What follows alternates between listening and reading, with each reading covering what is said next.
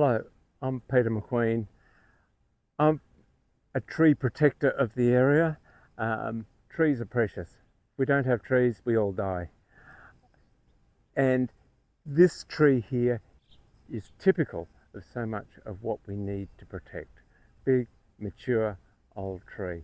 This is irreplaceable in generations. This takes generations to replace. Offsets count for nothing. It's a matter of protecting trees like this, the landscape around them, protect the tree, protect the landscape around it, and the vegetation will return. But these big mature trees are so critical for habitat, for critters, for life. And without life, we're alive, we all die. Cutting trees down like this kills a part of us. So it must be saved.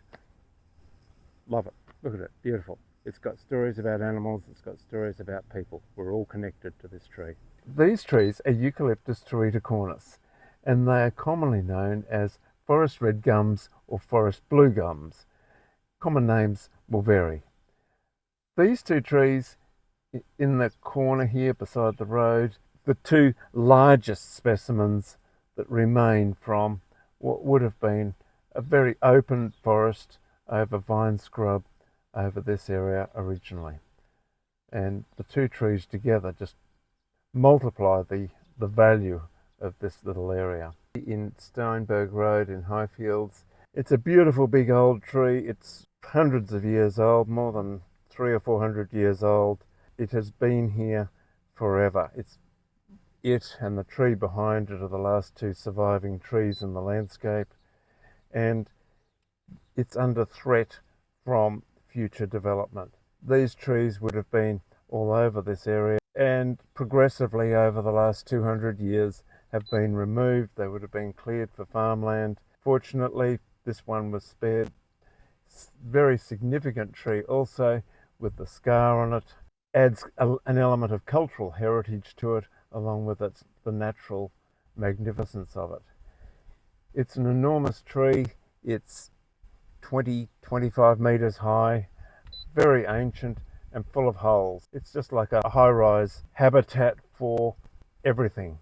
There's birds, there's hollows for birds, there's hollows for possums, there's a multitude of insects up there, there's some native bees. This is a whole ecosystem in itself, this tree. It's keeping the area functioning. Trees further up the gully, there are more younger trees that would be progeny of it, that have come up since the really big trees that were over this area 200 years ago were removed. The original vegetation here would have been dry scrub with big blue gums like this, but quite widely spaced, and making very important habitat and providing some shelter for more wildlife, along with what would have been feeding on the vine scrub underneath, which would have had a lot of plants with berries in them, prickly habitat for smaller birds, and so on. So there's a few remnants of those down the gully beside us. By removing this tree, you're taking out the last vestiges of habitat for the native birds. The more natural habitat we have, the more native birds we can protect. Not only do we have all the birds and little marsupials that live in the hollows and the insects, but being a blue gum, it's a great koala tree also.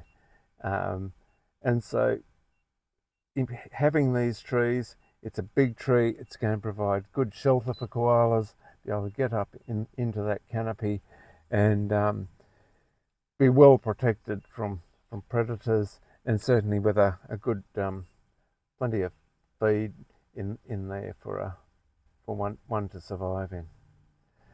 And also the fact that this tree, with a protected area around it, is seeding the area. It's the seed tree to reforest this gully.